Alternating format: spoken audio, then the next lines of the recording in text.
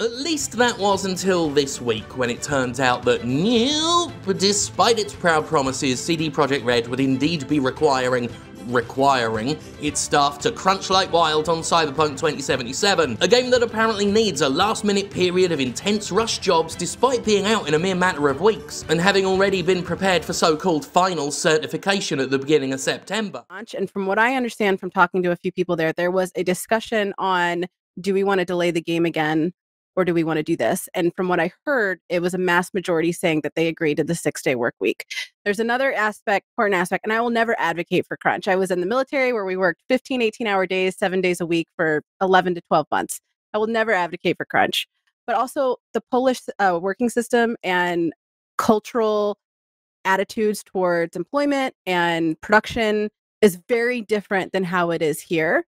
And again, not advocating for it, but the attitude in Polish development, even though the game development over there is still relatively small, it's very different from the work-to-workday basis. And in terms of crunch, everyone I've talked to that's over there has not seen it as a crunch. Cyberpunk's developers will be burning the candle at both ends, hurting themselves and their families for your video game product entertainment. And it's very much a cost worth paying to some people, whose only real cost in this whole venture is the $60 needed to buy the game. And from what I'm understanding is that it wasn't just a random drop of this is now mandatory. From what I understand is there was a discussion beforehand about weighing the different options. Did I talk to every single person at CD Projekt Red? No. But there's another important part of this that I really feel like doesn't get addressed, and especially with a lot of those like kind of not clickbait, but like deliberately inflammatory headlines, is that it's I don't know. I'm kind of it's a complicated issue. It's a complicated issue, and the fact that the day that they went gold, the conversation came back in flux. And I've talked to a couple of the devs that said they were like so excited to share people the news that it was gold. And one person directly told me, she was like, I'm almost scared to sound proud of what we did. She's like, I'm scared of what people are going to say if I say I'm proud of the work we did. And you shouldn't be scared to say what you've done. And this thing has been in production for how long? You earn the right to be proud of what you did. You earn the right. Do you feel burnt out? Do you feel taken advantage of? And she said, no.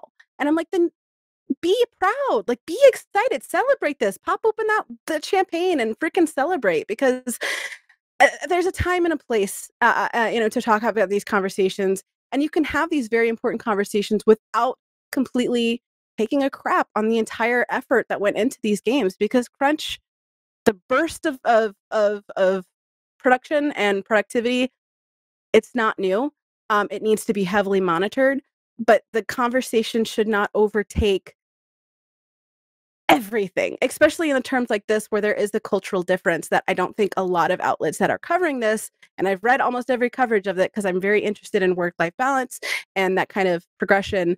But I feel like a lot of this coverage that I'm seeing out there is completely negating the cultural differences between work environments, between Poland work environments, and really equating it to the US. And as much as we like to think that the US is the center of the world, it's not.